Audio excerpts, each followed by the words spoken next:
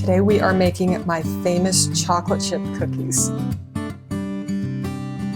With our chocolate chip cookie recipe, we're going to start with creaming the sugars with the butter. So we have half a stick of room temperature butter, and now we're going to add in our brown and our granulated sugar, 1/3 cup.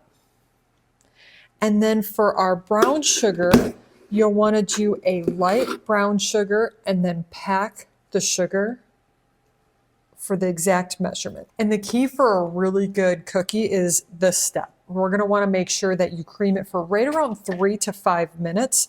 I'm going to use a hand mixer here. You can use a stand mixer, but we're going to go ahead and start on a low so we just don't have everything flying out of the bowl, which if you've been baking for a while, that's had to happen to you between the wet ingredients to the dry ingredients, especially when you're adding those dry ingredients in. Everything just goes flying out. So you can see we are almost done here. That should be almost like light and fluffy. And then we're going to go ahead and mix in our wet ingredients and then add in the dry.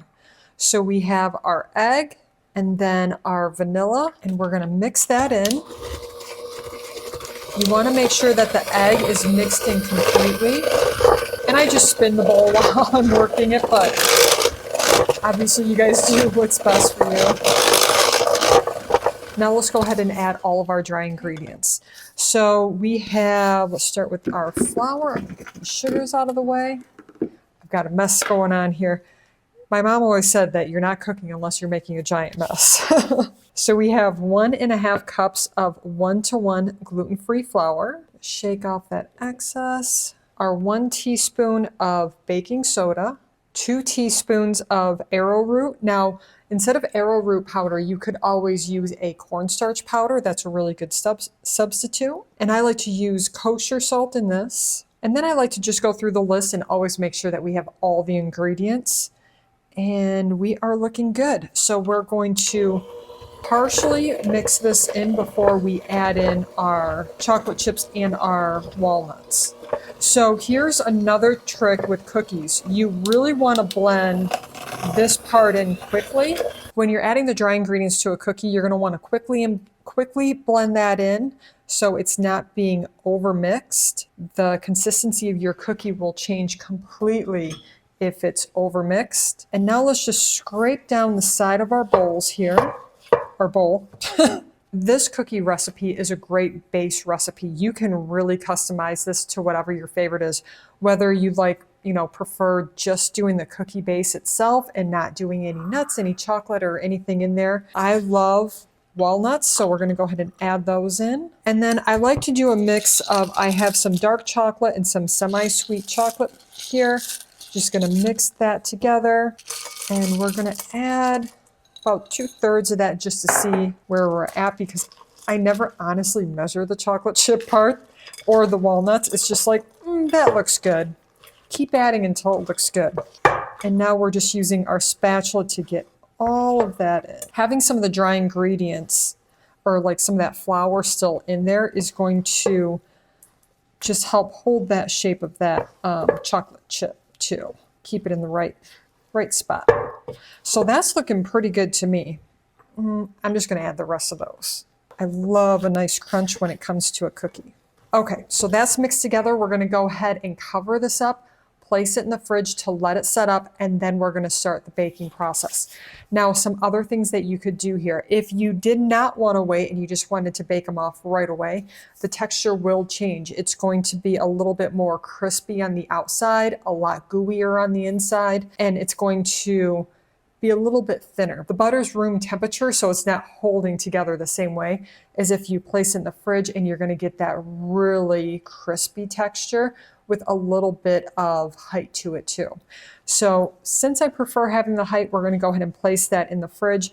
Another option you could do, which I'll have some information on this, is you could brown the butter and do brown butter chocolate chip cookies. The exact same recipe, except you're going to brown the butter and add that in instead of doing a stick of butter.